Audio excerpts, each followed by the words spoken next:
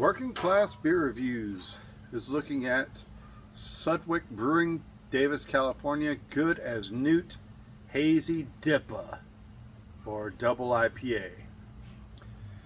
This is actually my second recording of this. I went to go post my first one and somehow deleted it, not realizing what I had done. I don't know. I've got two beers from this company that came from the Get Rid of It bin at Discount Smokes and Liquor, so 2 for 99 cents. That's pretty working class to me. So I've got this nice little tulip glass here, what I use for my IPAs typically. This are the globe glass, and pretty cool can. It's got like a newt, which is like a salamander, a lizard, and it's got dragonfly on it, and it's got some psychedelic looking mushrooms and some what I would call chanterelle mushrooms in the back. It's a stick-on label. The original one that I did, I actually took the label off the can because I thought the label was so cool. I thought about sticking it on the back end of my Jeep because I thought it was just that neat. So Sudwerk Brewing is like it's outside of Sacramento, Davis, California, and it is like one of those like brew pub type places where they sell the beer that they make. And you'll find that in pretty much most metro areas. I don't have one here in Sedalia. We used to have one. They didn't ever sell it in cans or anything, but they had it on tap. And I think that's where a lot of those microbreweries and stuff started. And I want to say this is like in '89, like late '80s is when a lot of this stuff boomed. Really took off when they found out that, you know, the rules were loosened and they could really do it without a whole lot of interference. Boulevard in Kansas City. There's Schlafly and O'Fallon in St. Louis. Springfield, Missouri, where I live. You know, Missouri is where I live. I'm right in the middle of Missouri, so I'm like everywhere's like a drive away. Springfield's got Springfield Brew Co. and Mother's Brewing. And I know there's other smaller ones outside of those, and I'm sorry. Four Hands, I think, is in one out of St. Louis.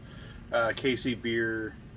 You know, there's many other companies, but not all of them. Some of them just start up straight up breweries. This one started as like a brew pub, like a tap company, something restaurant.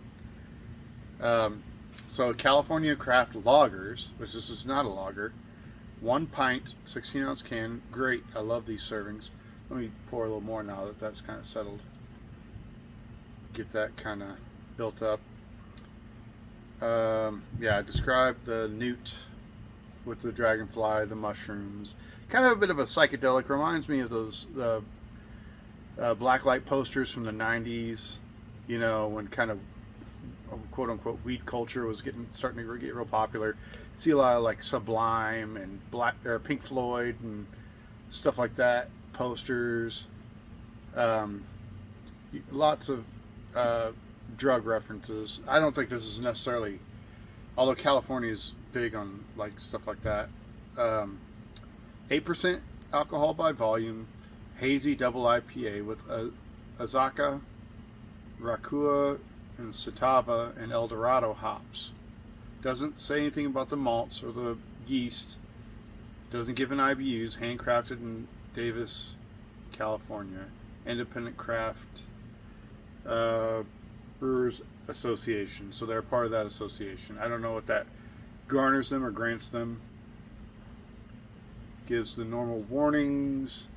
Canned on 10/5/22. So yeah, this is the same as it was with the other can. It's well beyond its intended selling points. But with it being canned, with it being 8% alcohol, it should be fine. It was honestly, I'm gonna, you know, spoiler alert, it was fine the first time I tried it. So I don't suspect this to be any different. Kept this in my little beer fridge, and I've got the Hop Viper, I think is the other one.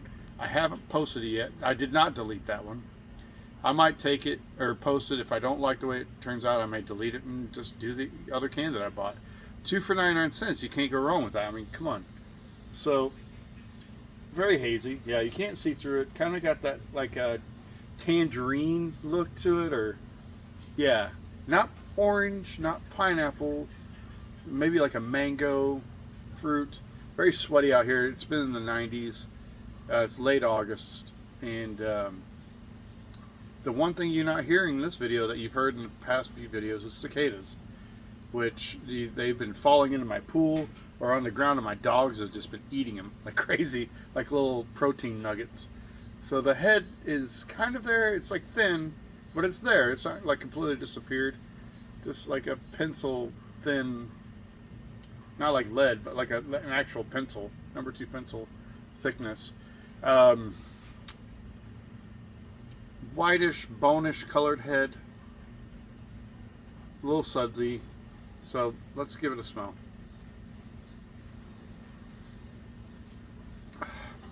You definitely smell the malts, not so much the hoppiness. Obviously that may have a lot to do with age. A little citrus. Usually with the hazy IPAs, that's what they're more based off the citrus style hops. And El Dorado is the only one I've ever had experience with. The Azacca, Rakua, and Citiva, I'm not familiar with those. And I know there's a plethora of varieties of, get that out there where you can see it. I do want you to see that label. It's pretty stinking cool. If it's worth anything, it's worth that label. And it's a stick-on label. So I was actually able to peel this off of this can without hurting it or tearing it, and then clipping it and matting it onto something. I don't know what I'm going to do with it. I just thought it was kind of neat. This one here, if I can peel it off, I might put it on my mandolin case. I do play the mandolin. I'm not very good, but I enjoy playing it. So let's take a taste here.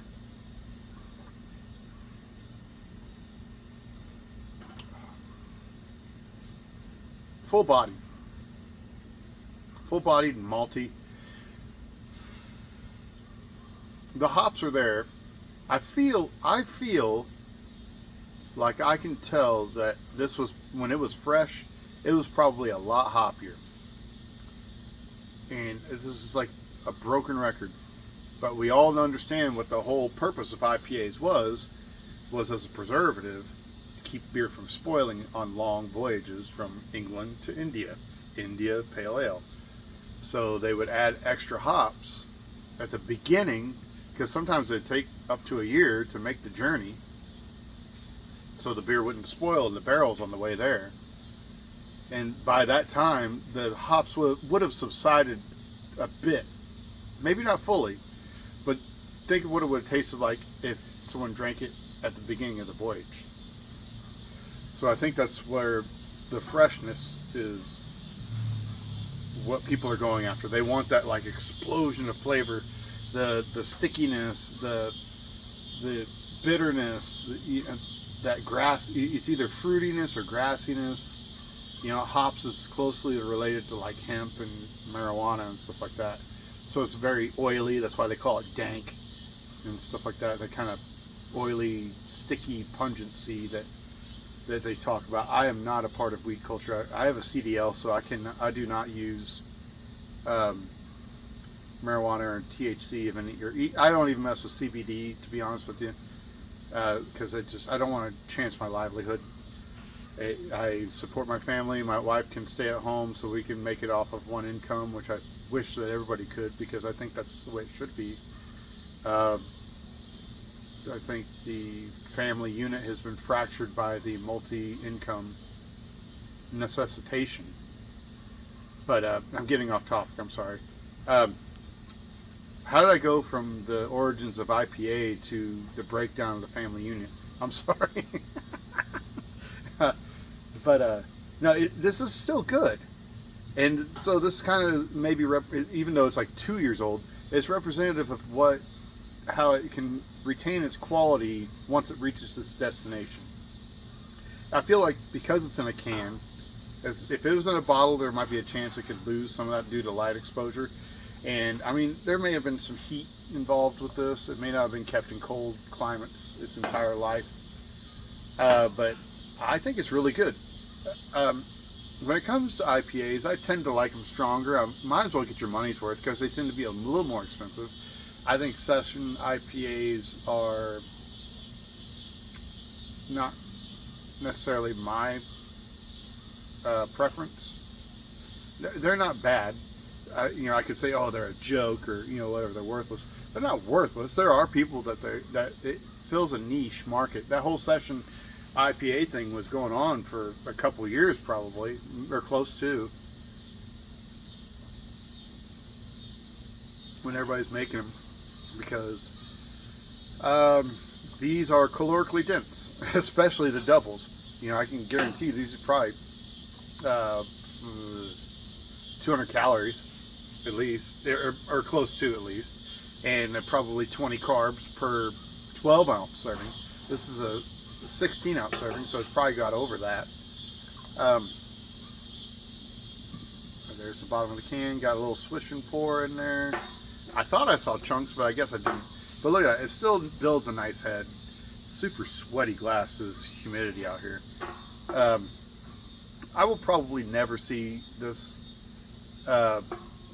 brewery's product in my area on a regular basis. I think they, you know, when it comes to distributorship, they get access to things.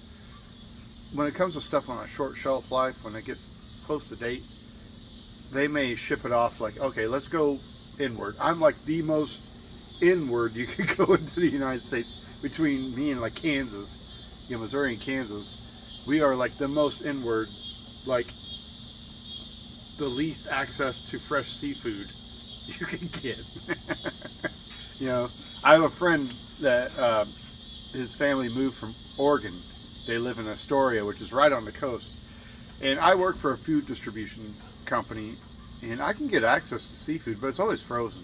Sometimes I can get salmon that's like packed on ice and stuff like that. He's wanting like crab legs, which I can get crab legs, but it's expensive.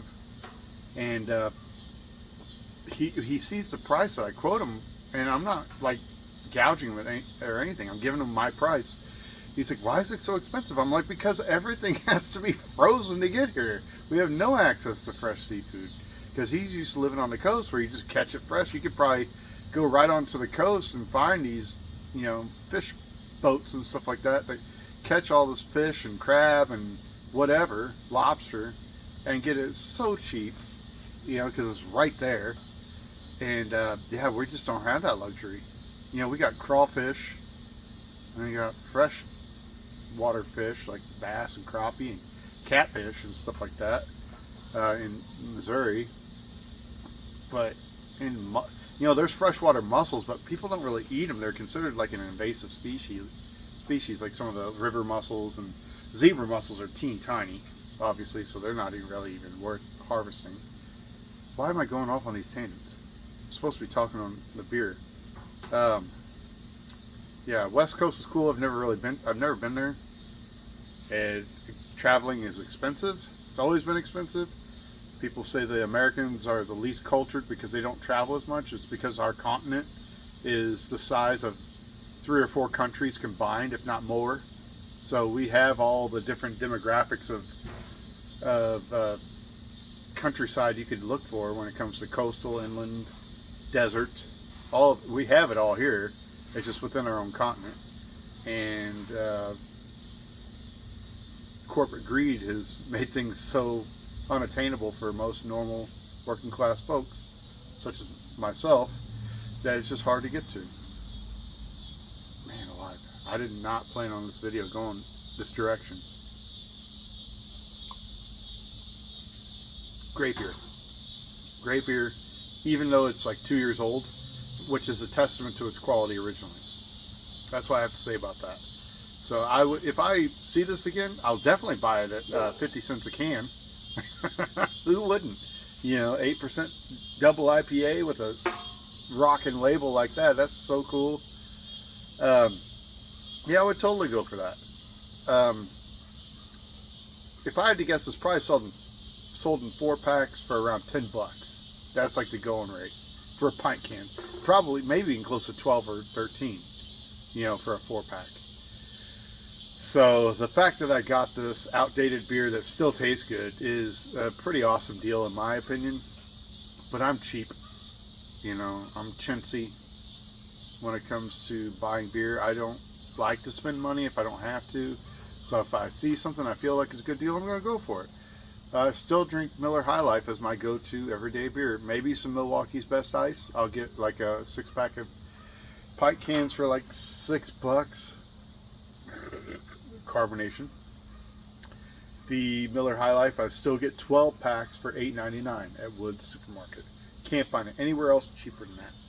As long as that sells at that price. I talked to one of the guys, the main head honchos at our Miller distributorship, Grellner.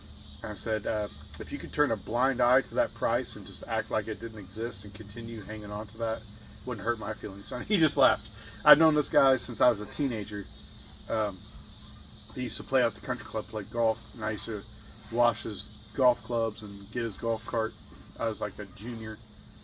Yeah, it started around the beginning of my late sophomore. No, beginning of my junior year, I'd have to say, is when I started that job, and all the way to the mid senior year, and I just had to quit and find something that gave me better hours.